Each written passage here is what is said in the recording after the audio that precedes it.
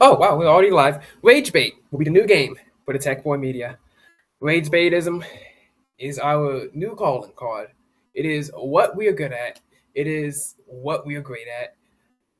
Hello, everybody, and welcome to the new Pulse Tracking the Heartbeat of America podcast by the Tech Boy, or now TTB Media.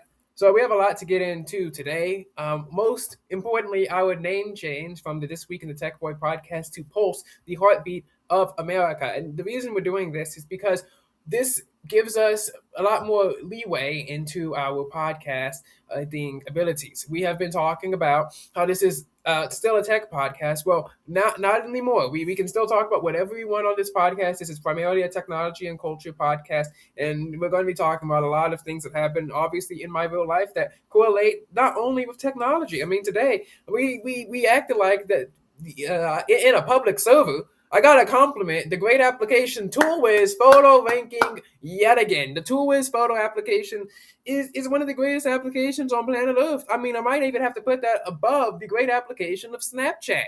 Yes, that's right, guys. We're putting it above the great application of Snapchat because while Snapchat was instituted into the Tech Boy Media's policies back after the Great Crush War of 2024, where I nuked ninth grade in 1.5 weeks, the ToolWiz photo ranking application was used just as how I was using the little headset to talk to summer in high school. We were going around, we had people talking into the phones. You guys can check that out on ssaltw.blogspot.com, which I have shared around a little bit. I don't know, hey guys, if you're watching this, but anyway, the ssaltw.blogspot.com, guys, check that out. But this ToolWiz photo ranking application, this is the great application, even greater than Snapchat, because it allows you to go around and rank people's faces without you actually having to rank them, obviously for national security reasons. I mean, these national security reasons are very grave and important. Now, let me pull up my Instagram story on here. I'm going to read what I said about this and this face ranking application.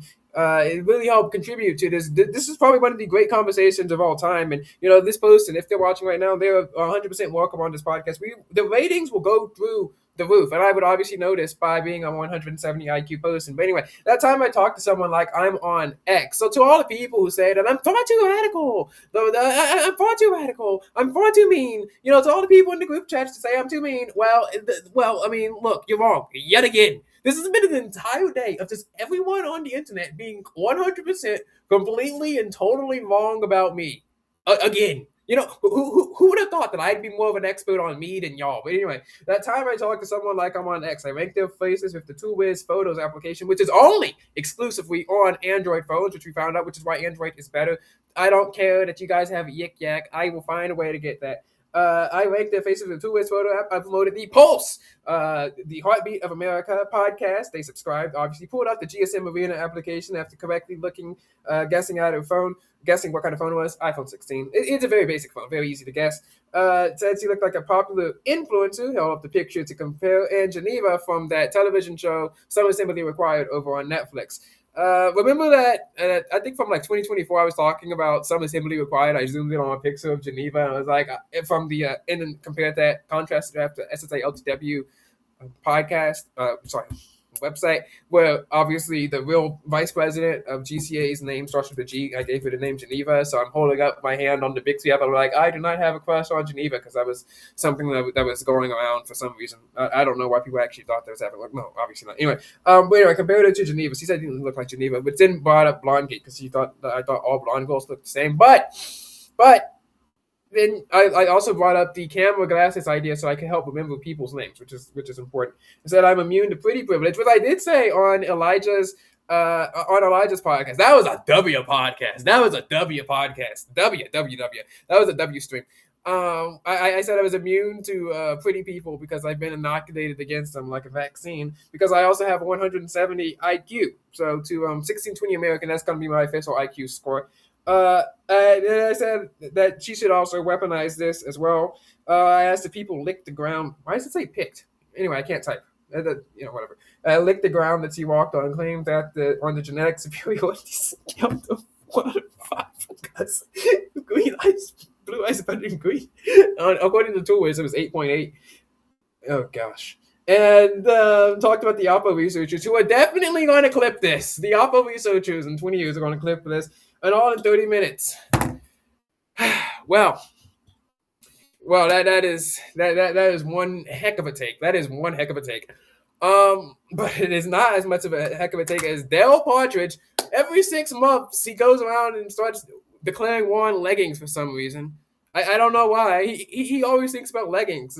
It's like his what do they call it? The Roman Empire from TikTok in 2023. I guess when most men apparently think about the Roman Empire, Dale Partridge thinks about leggings a lot.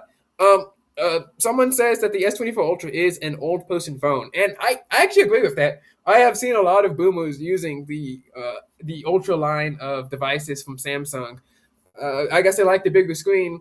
When I worked in a cell phone store, they come in sometimes with bigger screens like this. They'd be using Ultras, or even older Ultras like the 6.9-inch Samsung Galaxy Note 20 Ultra. That was a peak phone, by the way, peak phone. And I think that they are not really using the true power of the device, but especially if they're not that old, maybe like under 70 years old, they actually like they get everything. They get the case, they get the screen protector, they have like maybe 1 or 2 apps that they're using. It's kind of cool. It's kind of an aesthetic at which the kind of phones that they're using, which does drive me on to the next conversation, which is I think that the media industrial complex. I talked about this on a larger stream, but I don't know if you guys are watching this. I hope you guys are watching this one as well. The media industrial complex is so insanely cool. Uh, for every industry, there is some sort of media about it. And even if it's an industry that's not that interesting, like maybe the housing market or something that's super niche, like grocery stores, there's so many websites and trade journals that are about this. There's an entire website about the trends that are happening in grocery stores right now. I think that's really cool because you can also see the kind of technology that is behind the scenes. And that's what I want to also do with Pulse, the Pulse podcast. I don't want to only talk about to you. I also want to talk about what's going on behind the scenes. Yes, in grocery stores, and yes, in the media and in the media industrial complex, especially in sports and the news. You always have ESPN, which is I'm like wondering who is watching ESPN at 10 in the morning. Who is really watching this? Who really cares about what some random guy on the internet who gets on cable TV gets excited about Kyler Murray or Deshaun Watson or CJ Stroud or something like that. Like who is getting that excited about sports at 10 in the morning? But they're still in business. And I think it's really cool, especially when they have moved over into social media, which I think that we are kind of finally, unfortunately, moving out of the golden age of because people are trying to keep doing these stupid age bans and restrictions on this. I heard that Indonesia is banning social media for people under the age of 16. And, I used to feel very strongly about this, and I'm not really feeling as strong as well. Not because I have recanted back on my morals and values. Yes, Crispy Lamont, I have morals and values, okay? These people on the internet, they think that I don't have actual any sort of coherent policy and just want to be popular at no matter what. But no, I have actual policy. I mean, I literally explained what my policies are. They got so mad at me for talking about polling data when obviously the vast majority of people and in the polls agree with me. I mean, case in point, when I was outside touching grass, look, guys, I have social media and I was able to touch grass. I have a phone and I was able to touch grass. I have a computer and I was able to touch grass. So to all the touch grass totalitarians and the one person who thinks that he's going to blow up the data centers, well, that's not going to work. We kids are able to touch grass when there's actually people existing on the internet. I was actually looking back from a video I took a few in September. I was talking about this before. I was like, guys, if the kids were spawning out in midair in the park, then obviously I would have been there talking to them. But guess what? I wasn't there. And they're like, well, your parents should have moved. Well, it's either give me a computer or move the house. Well, what do you think is cheaper? Give me a computer, obviously. So, I mean, they don't know what they are talking about. But when we look at the polling data for such gray areas, and yes, they're gray areas, guys, okay? These are totally gray areas that are debated by tons of Christians, and you don't go for hell for supporting either one. When you look at the gray areas, I support obviously what the majority of people believe in some sort of these gray areas. Now, if it's an actual hardline issue, then obviously I support the hardline issue, no matter how bad the polling data is. And even within my niche, which we said that Pulse is an evangelical-ish podcast, even within that niche, what my ideologies and what I support is popular amongst the polls. So you guys can, act like guys, you got ratioed on the internet. Like, okay, Lizzie, like, I mean, come on. Your base agrees with you 99% of the time. And I agree with you 99% of the time, but what we are counting right now is something that I disagree with you on the 1% of the time. So obviously, the base that agrees with you is going to agree with you in your own poll. That is a rigged poll. Like, how is this all? That is a rigged poll. You'd be like, okay, well, why don't you take the poll? Because my base, it overlaps with your base at the same time. So when you look at the polling statistics, obviously, me or Lizzie and anyone's going to be skewed. If you look at the actual polling statistics of the real world, guys actually touch grass more than you guys do, apparently. When you look at the polling statistics of the real world, I am in control. So that's just something to remember for you guys when you look at the polling statistics. But let's get into the TechBoy Media has now renamed into TTB Media. For SEO strategy right now, it is the same thing. So if you were on Google, it would be better to type in TTB Media. The TechBoy Media. Then it would be to type in the TechBoy TTB Media just for right now. So right now it is in a transition period. I'm using the new Rumble Studios, so they moved the share button. Show you guys. Hope you guys can see this on the screen. But this is our press release from TheTechBoy.org. Hope you guys like the website. And TheTechBoy.org is not going to be changing its name. It's still going to be TheTechBoy.org. Anyway, the TechBoy Media, TTB Media, also known as the TechBoy Media, rebrands podcast as Pulse Tracking the Heartbeat of America, or just the Heartbeat of America. So, the TTB Media is just for YouTube and for the internet because it's a lot easier to spell. Saying the Tech Boy super fast is actually kind of hard. People think, and when they type on the iPhone keyboard, and it's very bad. The iPhone keyboard is atrocious. TTB is easier than the Tech Boy. They think it's like 3 words, or they think it's the and then space Tech Boy, and then they gave me a new nickname. You know, it used to be Tech Boy Media. Thank you, Danny, for that one. But now it's the Trans Boy. What? What are you on? Like, shut up. Anyway, so TTB Media, or the Tech Boy Media, if you're typing it into Google, but onto YouTube or X, it's TTB Media. Anyway, the flagship podcast, the This Week in the Tech Boy podcast, is now in Pulse, tracking the heartbeat of America. And this is why we have renamed the Pulse, tracking the heartbeat of America, because the This Week in the Tech Boy podcast name is way too long. And also, it allows us to discuss more things. So I want to have sit-down conversations with everybody and actually get into the heart of an issue without having to demonize them if I were to disagree with them. So, for instance, social media bans, we've been talking about this, commentators and streamers like Matt Walsh who don't know anything about technology and keep having nostalgia for 2007 or blaming the cell phone for everything, blaming social media for everything. Well, I want to cut to the heart of the issue and find out what these people are actually doing. I want to find out what exactly they want to achieve with their life. I want to sit down and actually have an honest conversation with them about this. I also want to have conversations about things that maybe aren't out within the purview of technology. I just want to talk to a lot of people. Talking on the internet is very fun, and it's going to be a lot easier to justify having random people come onto the show if we rename it from being an explicitly tech podcast to just anything, sit down and talk, chat podcast. Also, Pulse is easier to spell, it's shorter, and it's cool because we're tracking the heartbeat of America. We're getting to the heart of what America is thinking. Maybe we'll get into some more interesting issues as well. I know some people have like fake IDs. I want to know where they get them from. I don't want to send them to jail. I just want to know like where exactly they're getting these, how they're made. I want to answer the questions that no one else is asking. You know, when we were talking about VSAT, the satellite, no one really knows how the VSATs are working, or at least it's not on the internet. I want to know about the technology behind the scenes of, say, a grocery store, HEB from Texas.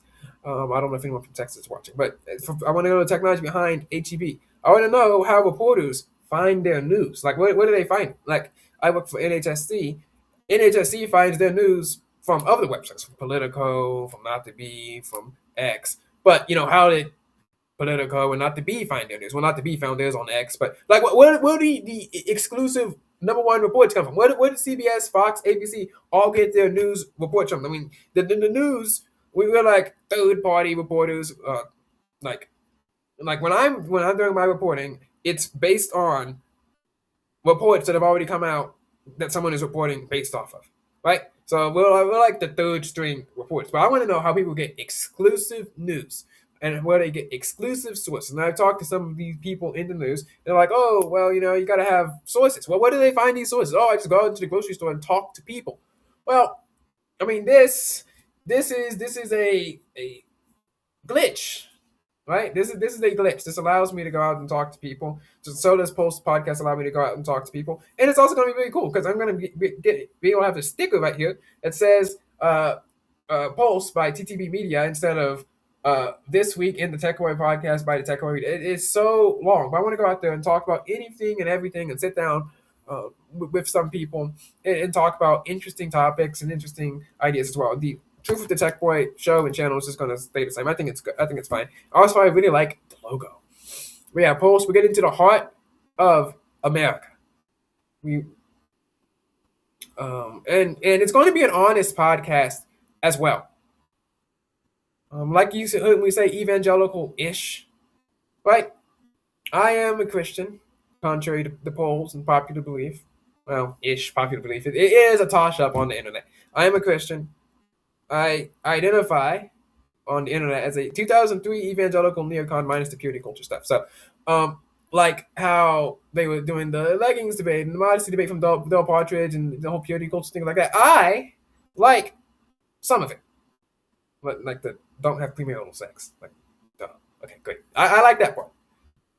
The like outfit wars that y'all having on the internet. Nah, I will defend my allies who don't know that I exist, and now they do. So, I do like how I've been basically counter signaling, and I've been saying the thing over and over. I've been saying I will defend my allies. I've been saying this since last year. There's tape of this since I uploaded this in like summer, but it was taped back in April, maybe May, and then I also said this back in September. I will defend my allies who don't know that I exist. And now, and I didn't even have any of these guys. And you're like, oh, well, whatever. And every single policy that I've supported from the polls and from defending my allies and from all of this has worked. And guess what? I'm inoculated, so nothing happens. But that is the one aspect of purity culture that I disagreed with. I do like the other sections. But as a 2003 evangelical neocon, I'll probably talk more about this on the Truth of the Tech Boy shorts, and you'll see this over on Instagram. The end times theology. Are they right? Who knows? Who cares? But it's so cool. It's so cool. It's so what's the book called? Book and movie. Left Behind. I like the book Last Days. So much awe. You have all the kids who are in like the youth groups, and then they all have awe around the president, and they're all praying over him, and they're like shock and awe. That's my kind of theology. And people are talking about well, the Bible and theology shouldn't be merged. What are you talking about? Well, no, we got to have an aesthetic. This is the greatest aesthetic, the greatest aura, the greatest super weapon, even higher than pretty privilege of all time. And we're merging this into aura. Aura is our currency. Like I said, attention is our currency now. You want to have the eyeballs in the AI age. Attention is our currency. We are all going to become clavicular. You're all going to become streamers like me and the great Zay Unfiltered. But attention and aura is our currency. And that is my kind of religion and faith as well. But I view it as a foundation, as a foundation, but not just. I view it as a floor, but not just a ceiling. I go out there and implement it into my life. I'm not just sitting there and sing like a church service. So no, this podcast isn't just going to turn into a bunch of Christian yapping. No, and I'm actually going to ask some interesting questions. The things that we see in church. Like I've said on this podcast before, when it was the Tech Boy podcast, I was like, guys, a football game is actually more interesting, guys. Or maybe I'll sometimes push back on what Protestia is saying, because I'll be saying the thing that everyone actually is thinking, that like, okay, come on, guys, we all know that you're faking, right? We all know that when you're sitting there singing the song, like y'all are faking. You're playing for the cameras. We all know this, right?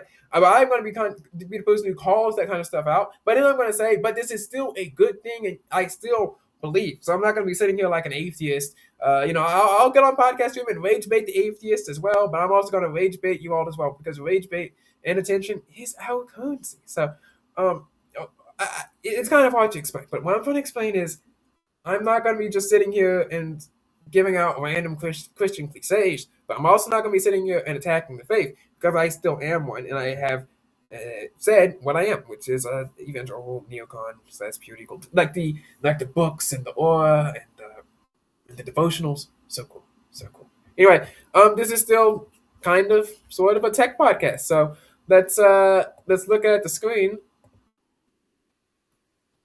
Um, where am I? Okay, it's not adding me to the screen. That's sad. That's actually useful. There we go. Anyway, we're going to look at our headlines from the TechBoy.org, see what's been going on. Apple has actually been moving. You know, this is not an Apple website. I hate that it does this. Like it used to be so much faster on Blogspot, but we do get better traffic. So that is what matters. Let's talk about the MacBook Neo and the iPhone 17e. The iPhone 17e, we don't really need to talk about that, but let's talk about the MacBook Neo because I think this is an actually interesting product from Apple. I'm not a fan of Apple, but I mean, they might have cooked here, they might have not. People on the internet are saying that they should have renamed the chip the M5E because actually they're using the A18 chip, which is a phone chip, and people are thinking that's going to be underpowered. However, I am not one to praise Apple. I am not a fan of Apple. All right, you hear me, guys? I am not a fan of Apple. That might have been a good move from them, but not in the way that you think. So you have heard me say multiple times that the phones are super powerful. We're not really doing anything with the full processing power of their capabilities. When I go through and I interview these people and I sit down and talk to them and I want to know what they're talking about, and they say that their favorite applications are TikTok, Instagram, Snapchat, and one of them said Pinterest and some shopping application. Right? These are all low, I almost said low IQ, low RAM, low processing power applications, and these are the backbone of the internet economy. These are some of the most popular sites in the world. And what Apple has done here is they're saying that the A18, which I think is in iPhone 15, 16, something like that, is powerful enough to power a laptop, 8 gigabytes of RAM, by the way, to power a laptop that people are going to be doing stuff on. Which probably makes sense because when you look at the Chromebook, when you look at the MacBook Air, and I saw this, and I will continue to rail against this until I find out who they were, and I will never will. These people, these girls, either high school or in college, were sitting there, and they were on Google Docs on their $1,000 MacBook Airs. That is perfect for what the MacBook Neo can do at $599 and $499 if you have an education email address, which anyone can get. You don't even have to be enrolled in school to get one of those. You can just fake enroll. You can get one of those for free. $499 for a laptop. That is a MacBook. I despise Mac OS. I despise it. Okay, it is one of the worst operating systems in human history. It is trash. Okay. Wait. Again. What is this? There we go. It is one of the worst operating systems in human history. I go through this in the article right now. It does have fun colors. I don't know why they're doing fun colors for only like computers that are cheap. Samsung does this as well sometimes. They don't really give the best colors to the base models. And when you look at the ports, you got 2 USB-C ports and no SD card slot. I thought this was an SD card slot, but the website didn't mention that, so I didn't put that in the article. And a headphone jack. I mean, look at the specs here. 13-inch screen, USB-C, headphone jack, A18 Pro chip. And it just kind of makes me weep because we are using all this processing power on our phones for nothing, for literally nothing. And Apple proved this because they just released this with an A18 Pro chip on a laptop. And people are saying it doesn't have enough RAM. And again, I once again say, what are they going to be using the RAM for? Like, no one's going to be video editing on this machine. The people who are the video editors who are just getting video editing laptops are already going to get the MacBook Pro. So honestly, what are they using the RAM for? Hopefully this forces Chrome to be a bit more optimized. Chrome should be more optimized. It shouldn't be using that much RAM. But this was a good decision by Apple. But it also makes me sad for the modern state of computing and cell phones because what we're basically seeing is an admission that our phones are kind of sort of overpowered. We're not getting what we want. We're not getting the power of what we want. Cam Wood says he used to watch Some Assembly Required. Who was your favorite character? That was a good show. I watched maybe 1 or 2 episodes. What was her name? It was a bit dumb, but it's fine. The blonde one. I forgot her name. Is it my job to memorize every random blonde girl's name? Like seriously, like what? This is why, of course, we need face recognition glasses that work totally offline, so I can remember you guys' names. But anyway, back to the MacBook. This goes and shows the overall state of computing has just been internet, which is social media and ChatGPT, and you can write your papers on like Pages, Google Docs, or whatever. It doesn't even have ports. I mean, what would I have? Would I rather have a $500 Chromebook or a $500 MacBook? I mean, if push came to shove, could I use the MacBook's terrible user interface as my main computer if I wanted to use some desktop applications? I mean, let me look at my computer right now. What do I have? Okay. I'm going to list off the applications I have on my computer. And then I'm going to tell you what can and can't be run on a Chromebook. I used to have a Chromebook before. I finally downloaded the Chinese Communist CapCut application. I'm pretty sure that's on Chromebook as well. We got Cura. I don't think you can get that on Chromebook. So I make obviously my scoot tags, and in order to find out how much they cost, then I make sure that I weigh my models in Cura. It hasn't been that accurate, but I guess I don't really need that. Chrome, obviously that's on a Chromebook. Telegram, yeah, that's going to be on the Android application. I do have some AI app on. Oh no, that's my screen recorder. It's okay. But, I mean, I'm just calling my screen recorder. I do have some AI app that works offline, Jan AI. So I'm not sure if it comes to the MacBook. Only 8 GB of RAM on that thing, so that wouldn't be good. Chat, what would you rather? Would you rather have a $500 Chromebook or a $500 MacBook Neo? That's actually a good article. That's actually a good article. I'm going to write that. I'm going to write that article because this is a tough decision. Because the downside of Mac OS, which is the user interface, is so bad that I might actually choose basically an Android phone on a keyboard for this. Now, the commenters were saying that the MacBook,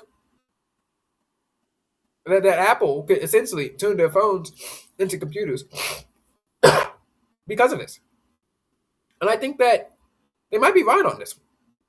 I mean, when you look at this, let me turn to TheTechBoy.org again, but I think that the iPhone 17e technically has a more powerful chip than the MacBook Neo. I mean, some people don't even have laptops. Some people just do all their work off their phone, and some people say that they want a computer just for the bigger screen, which is why tablets exist. And I've talked to some of these people, again, Pulse, the heartbeat of America. I'm talking to the people and not at them, not lecturing them, not criticizing them. I've talked to them and they're like, well, they watch their TV shows on their MacBook, on their iPad, and then they do their schoolwork on the iPad because everything has just moved to the web. Let me check the chip that is on the iPhone 17e. Which again, I'm not really in favor of this phone. It costs $599, so you can either get this phone or the MacBook Neo. This might actually be interesting. At $256. So yeah, you can either get this phone or the MacBook Neo.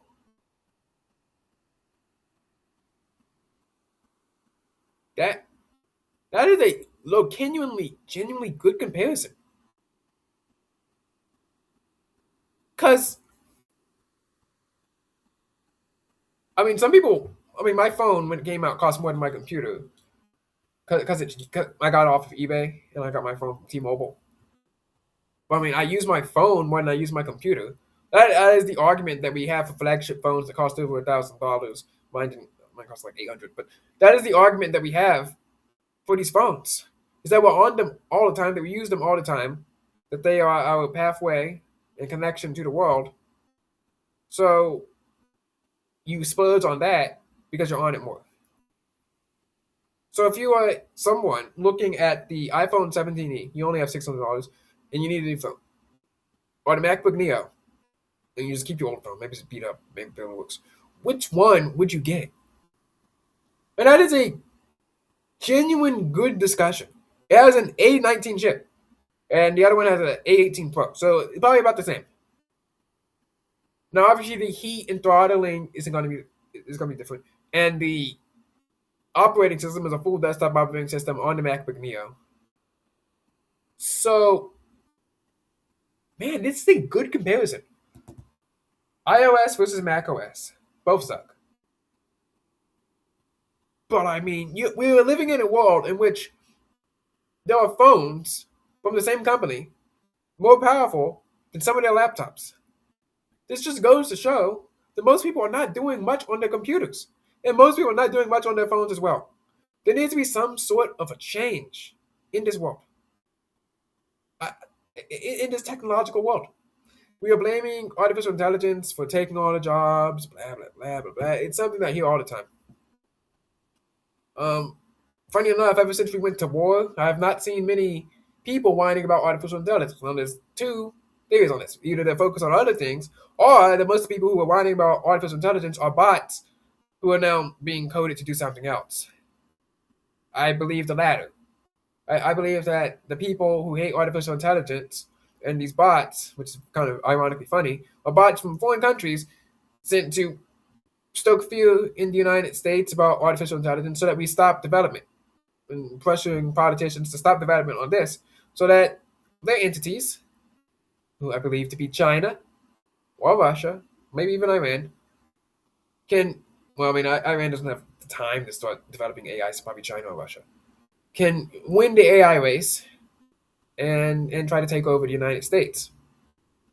These are my kind of conspiracy theories. Not these stupid conspiracy theories about whatever. Like, it was really funny. Lizzie was like, conspiracy theories are bad.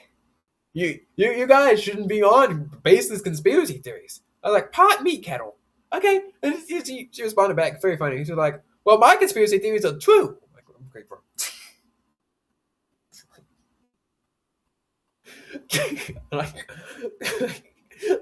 Logan, what are we doing? What are we doing at this point? Anyway, speaking of artificial intelligence, the Grok chatbot. I called on Elon. He needs to add that to the X application. Why is there no Grok editing in the X application? Like, what are we doing? Now, I barely use that. I don't use that if I'm going to be on Spaces. But I mean, it still should be there because the Grok editing is so very useful. It does go to show us that we are still in the golden age of artificial intelligence. And I've said this before, and I'll say it again. Claude is getting mad that they aren't going to be able to be used in the military because the military wanted them to do military things with their military AI, right? And now they are at the top of the application store because they virtue signal. Oh, guys, we resisted the government, guys. We resisted big bad government. We're not gonna quote unquote spy on Americans. We're not gonna be used to kill something like this. And people are like, could you imagine if the missile companies were like, nah, you actually gotta call Raytheon CEO every time you want to launch a missile. Okay, you're about to launch a missile. You gotta. Okay, so we're about to strike this headquarters. Do you approve that your missile is going to be used to strike this? No. Oh well, back it up, guys. Put the missile back in the silo, guys. Put the missile back in the silo. No, obviously not.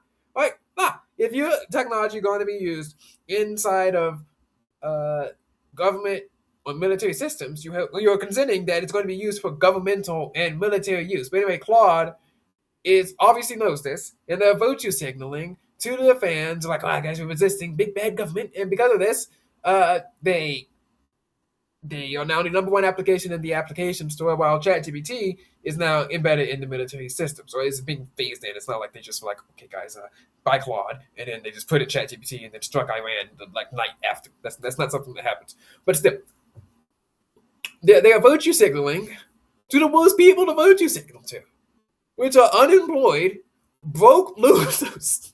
So yeah, now you are the number one application in the store, but no one's gonna pay for you. And yeah, sure, some of these people might pay you a little $20 a month fee so that they can use a terrible artificial intelligence chatbot.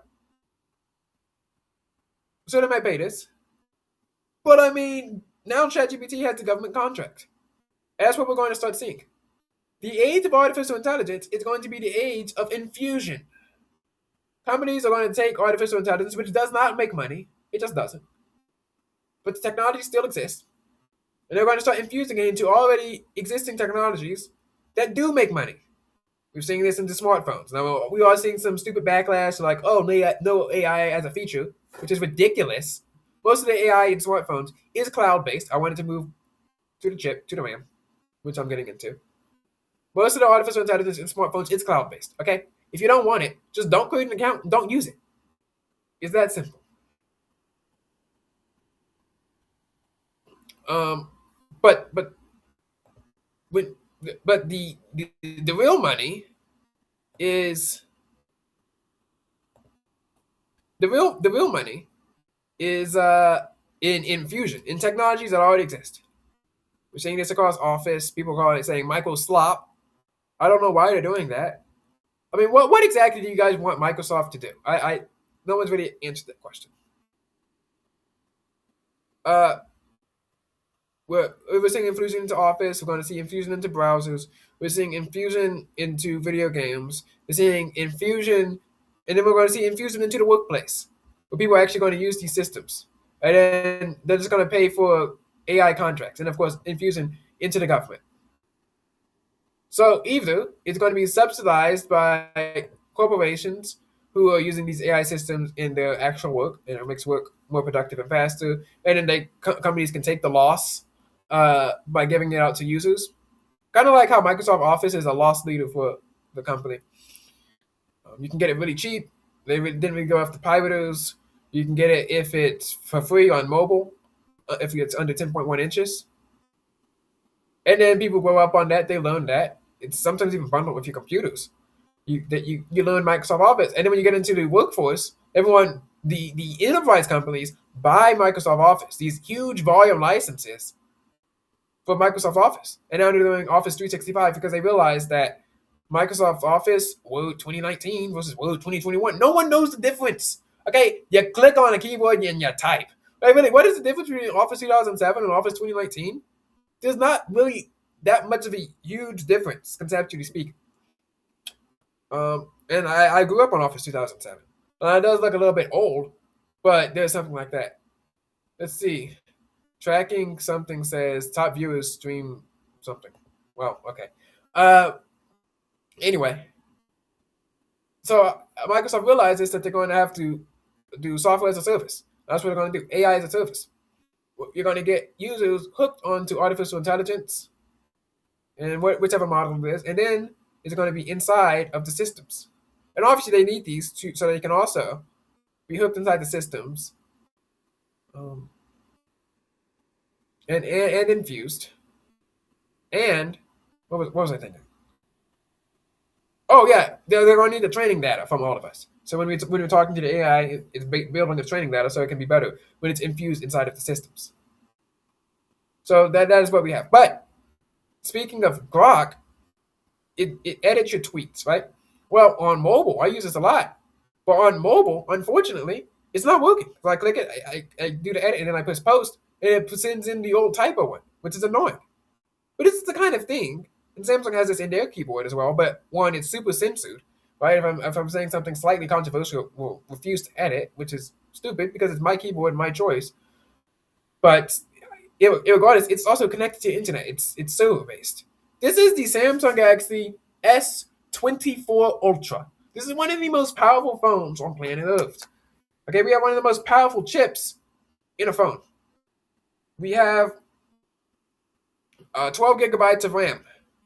Samsung also has 12 gigabytes of RAM on the S26 Ultra. There's no reason why we cannot have a keyboard that does this for us offline. We have the Futo keyboard that's able to do voice to text really well offline. We should be able to do this offline. This is what I also want to see. So while artificial intelligence infuses, the cloud-based artificial intelligence infuses into already existing applications for corporations and the government, we are also going to see it infuse, I'm hoping, into our phones, which are super powerful. And we're talking about phones that are being sold as budget phones. Now, a $600 phone is not a budget phone. But being sold as budget phones for $600 that are more powerful than your $600 laptop or equivalent. If I told you in 2003 that there was going to be a day that Apple sold a phone, well, obviously you invest in Apple because you'd be like, wow. But if I told you there's going to be a day that Apple released a laptop and a phone at the same time, and they were both power equivalent, you'd be like, what? What are you talking about? Sure, computers were slow, but no one was going to believe that a phone would be more powerful than a computer. But even by maybe like the mid 2010s, phones were more powerful than computers from that era. And now we're having computers come out that are the same power of these phones, conceptually speaking. Now, if we were to do some benchmarks, it would probably go in the laptop's favor just because of heat management. But I even saw some benchmark that was saying that the A18 Pro is more powerful than the M1 chip, which was the computer that revolutionized the MacBook, unfortunately. And an M1 chip in the Big 26 is probably fine. But what we're saying is that there is a phone that is $600 right now that is more powerful than Apple's flagship MacBook from 2020. And about the same speed as Apple's MacBook now. And we're using it for the same applications. Snapchat, Pinterest, TikTok. We're not seeing any on-device artificial intelligence development.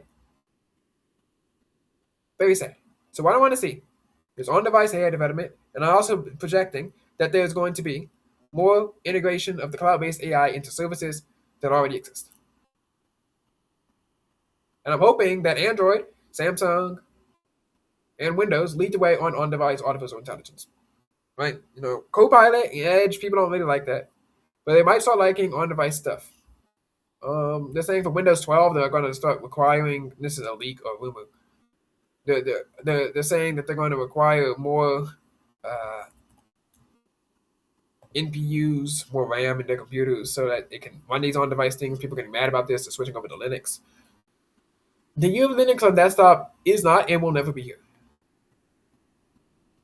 It just won't.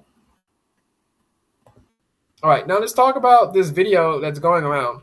It has some nostalgia. And people are saying that this went away somehow. Not really sure. All right, let me show this on the screen. Where's my studio? There we go. This is a big monitor. They were all 32 inches, very big. I hope you guys can see this on the screen. I'm gonna mute this just in case the music gets copyrighted.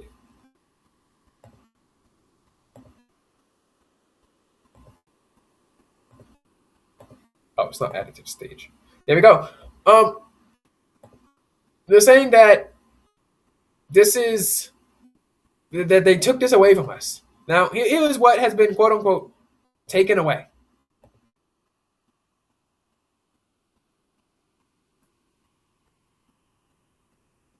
I fail to see how these people moving next door and it has been taken away. Does snow not exist anymore? Did snow die?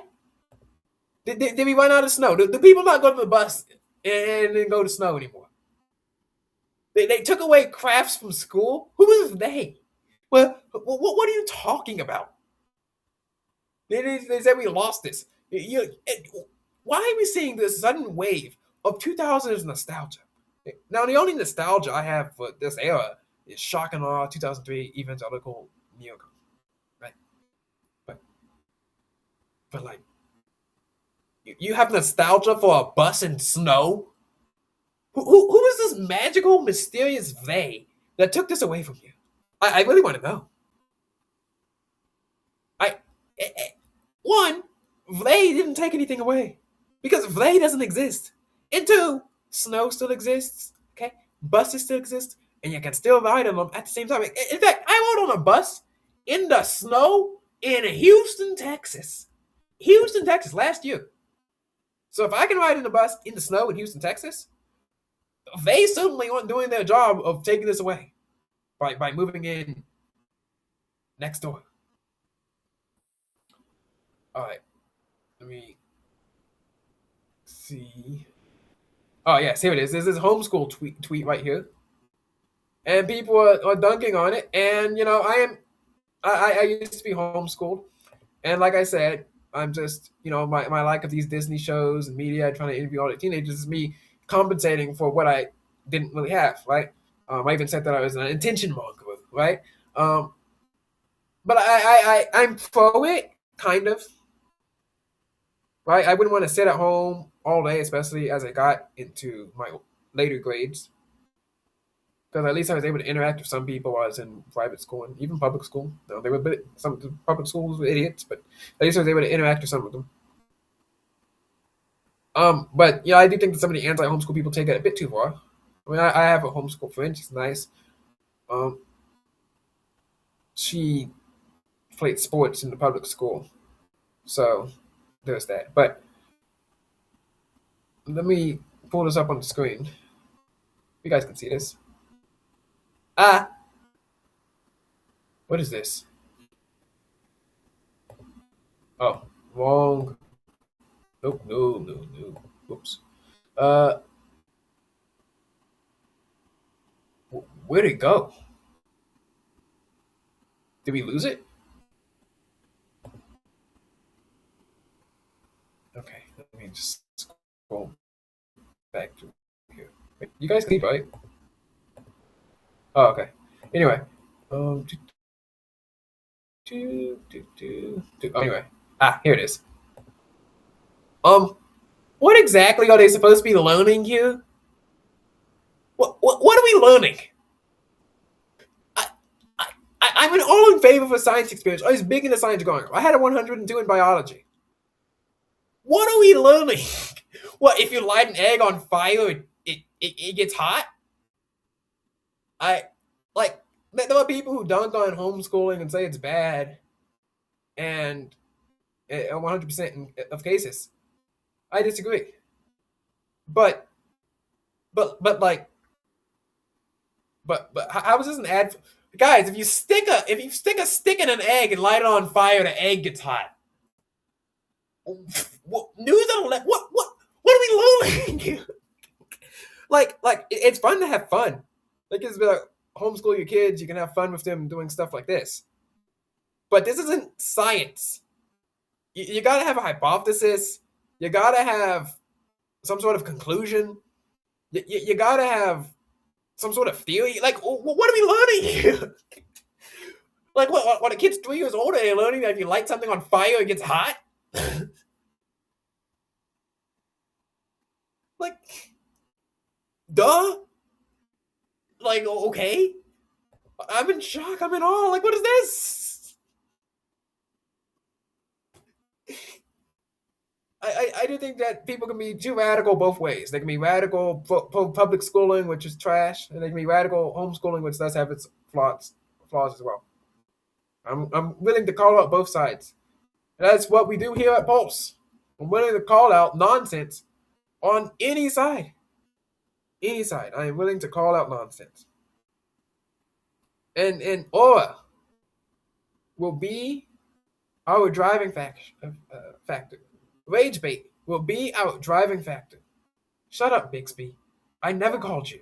Get off of my monitor. Rage bait will be our driving factor.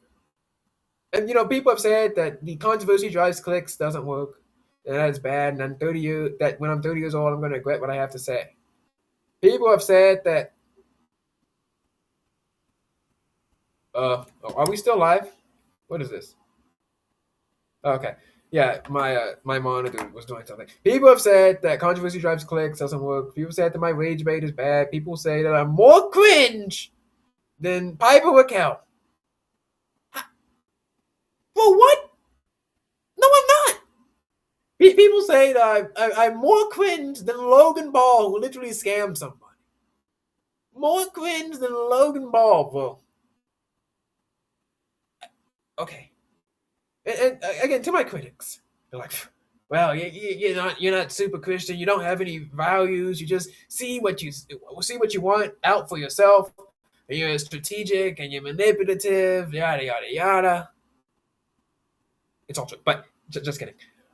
When you compare me, not to Jesus, not to the Bible, not when you're doing, all of sin, we're all guilty within this, we all deserve judgment, we all deserve hell, which is all true. But when you look at this, when you take your eyes away from the Bible, get off the Bible app, guys. Stop virtue signaling. When you take this, just look at me overall. You compare me to literally anyone else. I go outside right now. I throw a rock at someone. A small rock, guys, so it doesn't hit them on the head. Okay, small, tiny, tiny baby rock. You throw a rock at someone, you line me up, you do the purity score test, you do these objective metrics that went from the Bible, whatever. You do the test, I'm better than and holier than 99% of the people. Okay, sorry, not sorry, guys, but I actually polled decently well, and I do have better morals than most people. Now, I'm not criticizing you guys. Like I said, if I was only friends with people who had the same scores as me, the polling data shows that I wouldn't really have any friends or allies, which is why we kind of be like, oh, okay, fine, it's fine. Like, we kind of, compromise in a little bit. You have a compromise? What is this? But yeah, I seek to build a coalition of a lot of people. And to build a coalition of a lot of people, you gotta look at the polling data. You gotta be a little bit moderate. You can't be out there, railing against crop tops or something like this. Okay, Christy. Christy Lamond. Christy won't answer questions. You can't be sitting around here acting like you just don't lie. Okay, lying is a sin. Lying is just as much as a sin as any of the other sins that you guys want to criticize me for, or something like that. Okay, you're like, oh, he's prideful. Okay, you know who else is prideful? Liz. And that Liz got kidnapped. He had his own radio show. All right, guys, look at Liz right here. We view Liz as a great lizard of faith. I mean, if he was in the Bible, he'd be up there with Samson. In the Walk of Faith chapter, Hebrews 11, he'd be in there with Samson. He'd be in there with all the other prophets. He'd be in there with Jonah. He'd be in there with Abraham. He'd be in there with all these people. He's a great lizard of faith. He has his own radio show. And he has done objectively worse things than I have ever done. He has bullied his friend Spike. He's gotten kidnapped because he stole his dad's watch, kind of ish. Was it a watch or a clock? Something like that. He's been grounded multiple times. He stole his mom's credit card information. He's lied to Lucille multiple times. And yet this lizard has more friends than me. Like, really close personal friendships. This lizard is seen as a great Christian. So if Lizardo Quintus Lacerda can be seen as this great, influential Christian lizard, so can I. So can I. And I do know last podcast episode we talked about how you can't use fictional examples to bring evidence real world experience. Someone was using some sort of fictional story to say that phones are bad or something.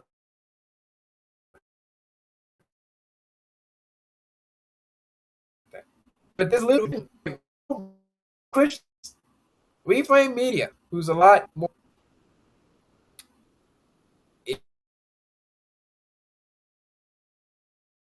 in me, okay? What something like that. Anyway, they're just a lot more Christian than me, I guess. Since this lizard as a great lizard of faith, something that they want the other children who listen to the show to aspire to. And I would clock Liz any day of the week. I have never stolen a car. I have never been in a stolen car. I have never dropped eggs off of a roof. I have never ding-dong ditched. I have not repeatedly cheated on tests.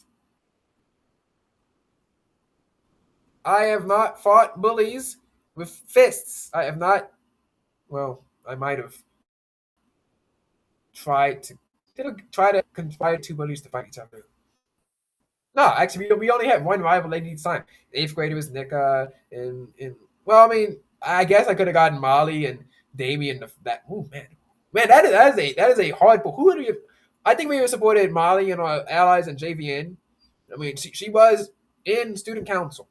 Why? I have respect for the office of almost vice president because you lost it. Anyway, I have respect for the office of almost vice president. And in a war between Damien, who had his predations aimed at Summer, who wanted to steal her phone number and chase me behind the woods of the school. I would support the person who smacked Denver in the face with a shoe. I would support the person who threw a hydro flask at someone's head. I would support the vice presidential runner-up and one of the leaders in JVN over Damien. That is one thing that I would do. I would fight for my allies. So yeah, sure, sometimes we might have clashed at some time, but should this war have ever emerged, we would have been on team uh, uh, JVN. That's a good question too. What would GCAM have done? Would GCAM have backed JVN? Let's say this war happens before the exact fall of GCAM. Man, I've never actually thought about this. If Mali declared war on, and then yeah, we team up with her. If war was declared on, ooh man, this would be an interesting one because you have to see because crushes in dating, we use the CrushNet database a lot. Crushes in dating were huge, key, essential factors in determining how the alliances of the school worked. And it's either do go with the basketball team leader who has predations towards other people inside of JVN and then later inside of GCAM and who has these connections. But that would put you diametrically opposed to SSA, which would be me, the most powerful kid in school. Or will you go with Molly, who has connections to the president, one of the most powerful people in school? But it might give you, push you at odds against GCAM, which, as you guys remember, later in the year, the ninth graders, the basketball players, they wanted to date some of the members who were inside of GCAM. And I alone was seen as the sole reason, the sole wall against their predations. I was seen as the person who was standing in the way of GCAM. I was seen as the person who was essentially protecting GCAM, which is why they tried to take me out with some nonsense war, and while that war was going on, going in invade GCAM. You guys can read this in SSA.blogspot.com. So would they want to counter the president and SSA against the head basketball player? What would GCAM do? Would they let their war between GCAM and JVN counter someone who was countering them? See, this is the kind of complex foreign policy, high school geopolitics that I think about all the time. That is why I'm so good on real life foreign policy. I don't take random cliches and then just post a little picture of myself dancing and then get a quadrillion views. And then it's kind of a ish, like ish, because explaining foreign policy, high school, or real world or otherwise, is complicated. It's messy because life is messy. Faith is messy, and you sometimes have to make compromises. You have to look at the polling data, and you have to know how to weaponize everything that has been given to you.